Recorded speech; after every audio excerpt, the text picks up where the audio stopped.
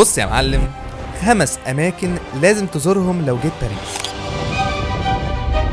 نبتدي عند أكبر متحف في العالم.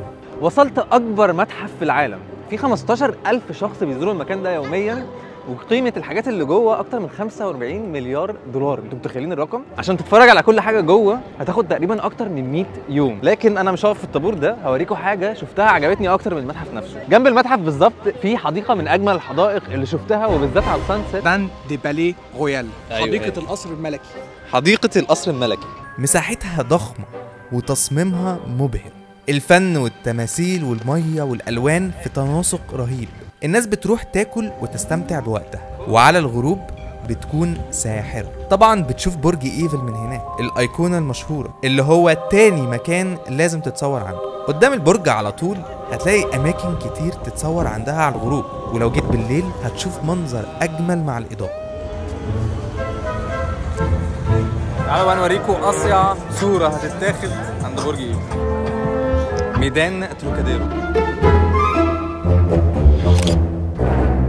والتجربة الأحلى فيهم إنك تاخد عجلة كهرباء وتلف بيها المدينة بدل المترو، وبعد ما تخلص عدي بيها تحت البرج وشوف المنظر بطريقة مختلفة. من أكتر الحاجات اللي عجبتني هنا إنك تقدر تيجي تاخد عجلة بالكهرباء، مجرد بتنزل آب كده وتحط الكريدت كارد بتاعتك أو باي بال وبتشتغل. عايز اقول لكم ان ده طريق للعجل اللي انا ماشي فيه كله ده. شوفوا عرضه قد ايه، قد بتاع العربيه. ده كله للعجل، بس عجل واتوبيس صح؟ عجل واتوبيس. طبعا مش هوصيك تنزل تشرب قهوة من الكافيهات الفرنسية المشهورة بالكراسي والترابيزات الصغيرة الكتير، ولو في ماتشات احضرها في المكان ده مع الفرنسيين لأن هي تجربة مميزة جدا. ممكن بقى تقعدوا تتفرجوا على الماتش هنا وسط الناس أو تشتغلوا أو أي حاجة. تالت تجربة رحلة نهرية في نهر سان، ب 18 يورو للفرد تاخد رحلة نهرية ساعة هتشوف بيها كل معالم باريس من النهر. طيب وصلنا، المركب فيها دورين، ده الدور اللي تحت هوريهولكم، تفضل قاعد والازاز كبير قوي عشان تصور، وفي دور تاني فوق نطلع نبص عليه دلوقتي. ده منظر المركب من فوق، الناس كلها بتبقى قاعده كده بتتفرج على الاماكن اللي احنا هنعدي عليها، واولهم برج ايفل. وهتعدي من تحت الكوبري الاشهر هناك الكسندر الثالث، عليه تماثيل مطلية ذهب. لو نزلت تحت الكوبري هتتصور اجمل صور هناك. رابع مكان مش واخد حقه هو المكان ده، الدور ال 56 بتطلع في 30 ثانية.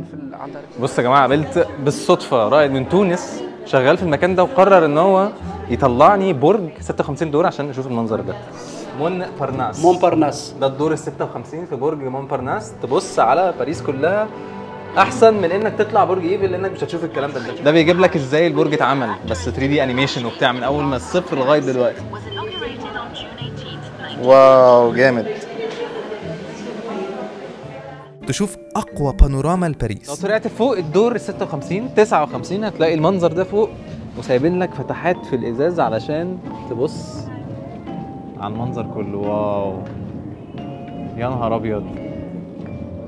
برج ايفل واللوفر وكله، وفيلم انيميشن لتاريخ المدينة كلها. وده اخر مكان لازم تزوره، حي الفنانين. عمرها 500 سنة، لا سكركير، هي من اشهر الكنائس اللي موجودة هنا، وموجود وراها حي الفنانين اللي كنت بحكي لكم عنه، هنروح نشوفه دلوقتي. حلو. كان عايش فيه بيكاسو وفان جوخ وداليدا، مليان محلات للفن ومطاعم كتير. هو زمان ده كان حي الفنانين، الناس كانت بتيجي تقعد وترسم بعض، ونفس الموضوع دلوقتي هتلاقوا الناس قاعده وبيرسموا الناس اللي موجوده ويدوها لهم رسومات كهديه، وبيبيعوها طبعا، يعني بيبيعوا الفن بتاعهم وبيبيعوا للناس رسوماتهم. في هنا بقى مكان بيعمل ايس كريم حلو جدا، وانت طالع فوق عشان تشوف الكنيسه لازم تيجي تجربه، اسمه امورينو. جربه واطلب عليه تحليه اسمها ماكاغون، من اجمل الحاجات اللي هتاكلها. في الطريق هتعدي على مول اسمه جاليريا، مليان كل البراندات العالمية. فوق مبنى بيدخل 7 مليار يورو في السنة لفرنسا، اسمه جاليريا فيات، في كل براندات اللكجري بيطلعوا فوق على الروف ببلاش. كل الناس بتيجي عشان تشوف برج ايفل، الأوبرا والمنظر ده. لا شاطر يا حسن. باريس كسياحة مدينة جميلة، تقدر تقضي أسبوع وتستمتع بيه، وفي حاجات أكتر بكتير تتعمل غير اللي في الفيديو. دي نهاية الفيديو، وأشوفكم في فيديو جديد. سلام. حلو.